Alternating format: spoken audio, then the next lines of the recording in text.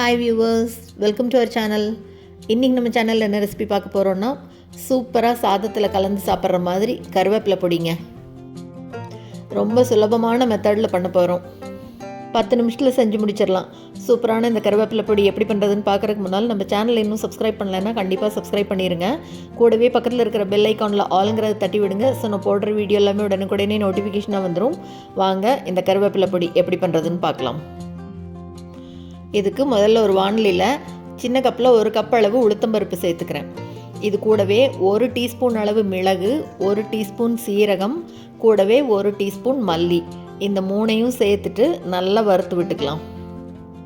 கடலைப்பருப்பும் உளுத்தம்பருப்பும் சேர்ந்து மிளகு சீரகம் சேர்த்தாமல் ஒரு தடவை பண்ணியிருக்கோம். இந்த வாட்டி கடலைப்பருப்பு சேர்த்தாமல் மிளகு சீரகம் மல்லியெல்லாம் சேர்த்து நல்ல கமகமன் வாசனையோடு சூப்பராக பண்ண போகிறோங்க. பருப்பு அப்படி லைட்டாக கலர் மாற ஆரம்பிக்குது பாருங்கள். பருப்பு கலர் மாறி சீரகம் பொரியணும், அந்த அளவு வறுத்து விட்டுக்கணும். போதும். பருப்பு வறுபட்ட உடனே இப்போ அடுப்பை ஆஃப் பண்ணிவிட்டு இதை எடுத்து ஆற வைக்கலாம். இப்போ அதே வாணலியில் ஒரே ஒரு ஸ்பூன் எண்ணெய் சேர்த்துக்கலாம். வாணலியே சூடாக தான் இருக்குது, எண்ணெய் காஞ்சிருச்சு பாருங்கள். இப்போ காரத்துக்கு காஞ்ச மிளகாய் சேர்த்துக்கலாம். காஞ்ச மிளகாய் 6லேருந்து 8 மிளகாய் சேர்த்துக்கலாம். நீங்கள் உங்கள் காரத்துக்கு தகுந்த மாதிரி பார்த்து சேர்த்துக்கோங்க. மிளகாயை லேசாக ஒரு தடவை அப்படி வறுத்து விட்டுட்டு இப்போ இது கூட நல்லா 2 கைப்பிடி அளவு கருவேப்பிலை எடுத்துகிட்டு நல்லா வாஷ் பண்ணிவிட்டு ஆற வச்சு எடுத்து வச்சுருக்கேன். தண்ணி துளி கூட இருக்கக்கூடாது.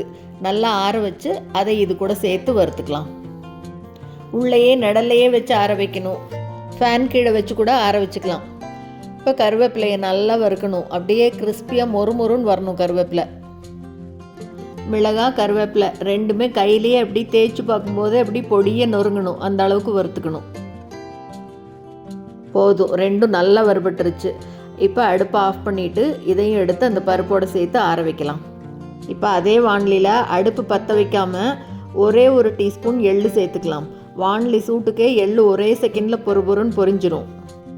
பருப்போடு சேர்த்தினோம்னா பருப்பு வறுபடுறதுக்கு டைம் எடுக்கும். இது ரொம்ப கருகிரும். அதனால் தனியாக ஒரே ஒரு நிமிஷம் மட்டும் இந்த மாதிரி வறுத்து எடுத்துக்கலாம்.